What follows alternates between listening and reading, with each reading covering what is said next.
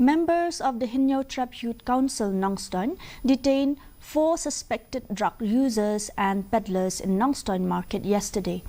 Narcotics including ganja, syringes and illegal alcohol were recovered from their possession.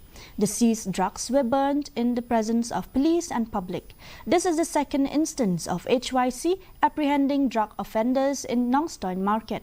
Oliver Twist Marngar, the Vice President of HYC Nongstoin Circle, has called upon other NGOs and individuals to cooperate in fighting against this menace.